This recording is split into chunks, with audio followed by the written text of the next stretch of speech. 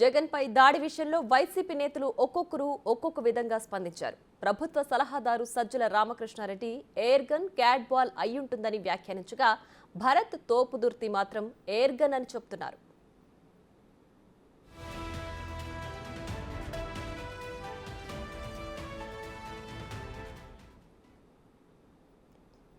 ఇది వీళ్ళే టీడీపీ వాళ్ళకు సంబంధించిన వాళ్ళు కానీ, ఆ స్కూల్ ఆఫ్ థాట్ వంటపరుచుకునే వాళ్ళు కానీ, వాళ్ళ ప్రమేయం వెనక నుంచి ప్రోత్సాహము, ఏదో పర్పెట్రేషన్ అది వెనక నుంచి ఉంటుంది. మేము ఉన్నాం, మేము చూసుకుంటాం, మీరు కానివ్వండి అనేవాళ్ళు ఎవరో టీడీపీ నాయకులు ఉండే జరిగి ఉంటుంది అనేది ఖచ్చితంగా చెప్తున్నాము.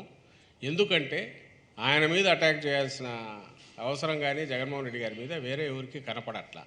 ఆయన ప్రజల్లో తిరగడం వల్ల ఎవరికి ఇబ్బంది కలుగుతుందో, ప్రజల ఆదరణ చూసిన తర్వాత ఆయన ఎట్లా ఆపాలనుకున్నారు, అలాంటిది ఎవరికైనా ఉంటే వాళ్ళకే ఉంటుంది.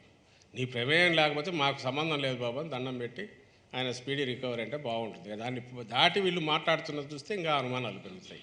ఫిజికల్గా హామ్ చేసుకోవాలనే ఆలోచన ఎవరికైనా ఎందుకు వస్తుంది? అందులోనూ కష్టపడి కఠినమైన కఠోరమైన వీటికేలో ఇదే అయిపోయి అది ఏదైనా సరే ప్రతికూలమైన పరిస్థితులున్న వాటిని తట్టుకొని వైసీపీ నేతల విమర్శలను పోలీసులు కొట్టిపారేస్తున్నారు. చేతితోనే రాయి విసిరాని చెప్తున్నారు. నిందితుడు దొరికితేనే కుట్రకోణం ఉందా లేదా అనేది తెలుస్తుందని చెప్తున్నారు. ఎక్యూజ్ దొరికిన తర్వాతే మనం ప్రీ ప్లాన్డా లేకపోతే ఆకతాయితనంగా ఏమైనా కుర్రాళ్ళు చేశారని మనకు తెలుస్తుంది. సీఎం గారికి తగిలి సీఎం గారు ఇక్కడ తగిలి ఇట్లా వెళ్ళి వెలంపరిగా ఇక్కడ తగిలి ఇటు నుంచి వెళ్ళిపోయింది. రాయి విసరడం గట్టి బలంగానే వేశారు. రాయి విసరడం బలంగానే వేశారు.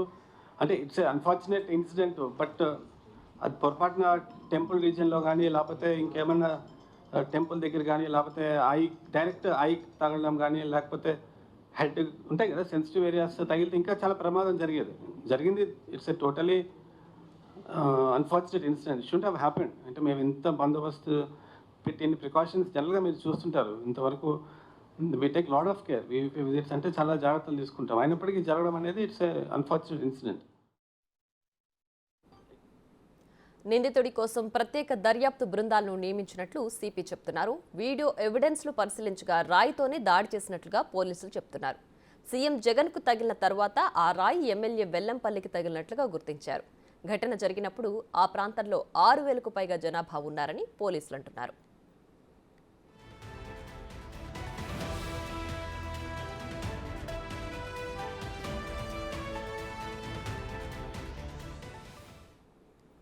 ఇక ఇదే అంశానికి సంబంధించి మరింత సమాచారం మా ప్రతినిధి మల్లికార్జున్ లైవ్ లో అందించడానికి సిద్ధంగా ఉన్నారు.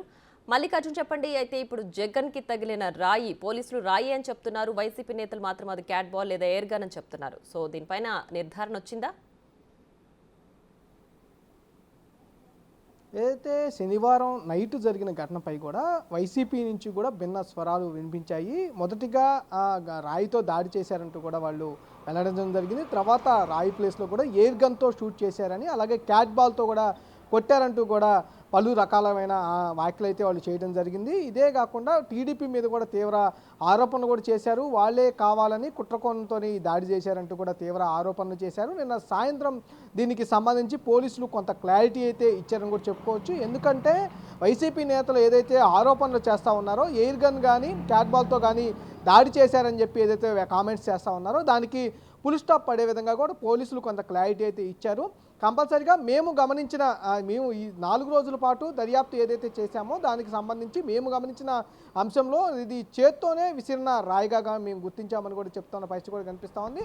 అంతేకాకుండా ఒక అరచేతిలో పట్టే రాయి ఏదైతే ఉంటుందో ఆ రాయి కింద నుంచి, అంటే కింద మా స్కూల్లో నుంచి కాకుండా కింద ఏదైతే స్కూల్కి గుడికి మధ్యలో ఏదైతే ప్రాంతం ఉందో ఆ ప్రాంతం నుంచి కింద నుంచే రాయి విసిరా అని చెప్పి కూడా గమనించినట్లుగా వాళ్ళు పోలీసులు చెబుతున్న పరిస్థితి కూడా కనిపిస్తూ ఉంది. దీని మీద అయితే వైసీపీ నేతలు తీవ్రంగా అయితే వ్యాఖ్యలు చేస్తూ ఉన్నారు. మొదటి నుంచి శనివారం నైట్ దాడి జరిగిన దగ్గర నుంచి కూడా వాళ్ళు ఒకరికి సంబంధం లేనట్టుగా ఒకళ్ళు వ్యాఖ్యలు చేసిన పరిస్థితి కూడా కనిపిస్తూ ఉంది. ఎయిర్ గన్తోనే షూట్ చేశారనేది కొంచెం బలంగా వాళ్ళు చెప్పడం జరిగింది. దాంతోపాటుగా క్యాట్ బాల్ అనేది ముందుగానే ఎప్పుడైతే దాడి జరిగిందో దాని నుంచే వైసీపీ కేంద్ర కార్యాలయం నుంచి కూడా కొంత సమాచారం మీడియాకు రిలీజ్ చేయడం జరిగింది. క్యాట్ బాల్తోనే ఖచ్చితంగా సీఎం జగన్మోహన్ రెడ్డిని అంతమందించే లక్ష్యంగా కూడా దాడి చేశారంటూ కూడా సమాచారం అయితే రావడం జరిగింది. దీనికి కొనసాగింపుగా కూడా వైసీపీ నేతలు రాష్ట్ర వ్యాప్తంగా ఎయిర్ గన్ కూడా ఉపయోగించారు, మాకు ఎయిర్ గన్తోనే కాల్చారని, ఎయిర్ గన్తోనే దాడి చేశారంటూ కూడా మాకు చాలా అనుమానంగా ఉందంటూ కూడా వ్యాఖ్యలు చేసిన నేపథ్యంలో కూడా 3 రోజుల తర్వాత పోలీసులు